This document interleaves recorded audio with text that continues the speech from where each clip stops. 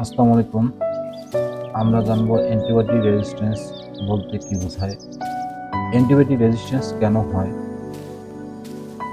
Antibiotic resistance হলে কি হয়।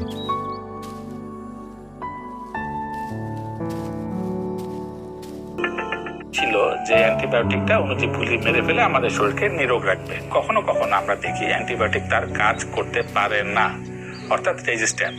কি একটা ভয়ঙ্কর অবস্থা, কাজ করতে পারছে না। একটা বড় ঔষধ, তাতে কি হচ্ছে, ওই অণুজীবগুলি শরীরে বড় ধরনের ক্ষতির সৃষ্টি করছে।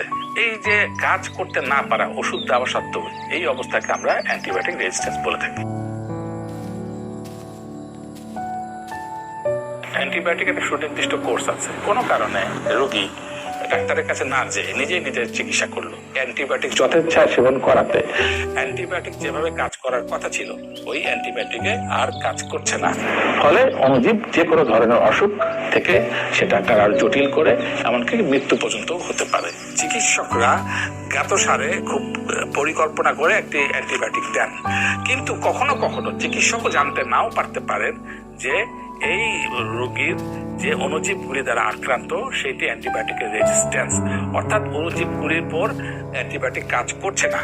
ফলে চিকিৎসকের দেওয়া ঔষধও ওই মেনিনজাইটিস অথবা এনকেফালাইটিসের মতো মস্তিষ্কে বা ব্রেনের মতো সংবেদনশীল অর্গানে এটি কাজ করবে না। ফলে মানুষের মৃত্যু পর্যন্ত হতে পারে। রোগী প্রেসক্রিপশন অনুযায়ী যথাযথভাবে সেবন করা সত্ত্বেও ঈপ্সিত ফলাফল যদি না হয়, তখন আমরা সাধারণভাবে ধরে নিতে পারি যে ওই অণুজীবটি থেকেই গেছে, অণুজীবটির বিরুদ্ধে অ্যান্টিবায়োটিক কোনো কাজ করতে ব্যর্থ হয়েছে।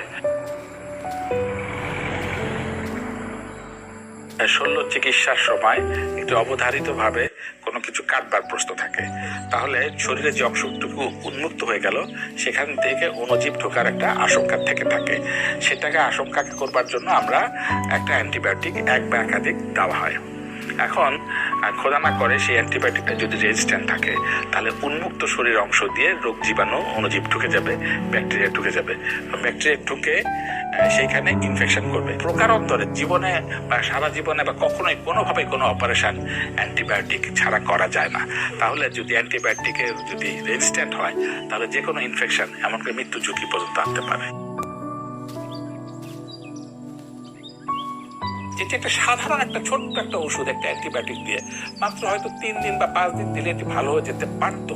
কিন্তু আমরা দেখতে পাচ্ছি যে অ্যান্টিবায়োটিক রেজিস্ট্যান্স হওয়ার কারণে মুখের একটি ছোট্ট একটা ইনফেকশন, চোখের একটু ছোট্ট ইনফেকশন অথবা কানের ইনফেকশন যেটা দৈনন্দিন হয়, সেখান থেকে এইটি তো ভালো হবেই না, এটি জটিলতা সৃষ্টি করবে এবং অন্যান্য অঙ্গকেও সৃষ্টি করতে পারে।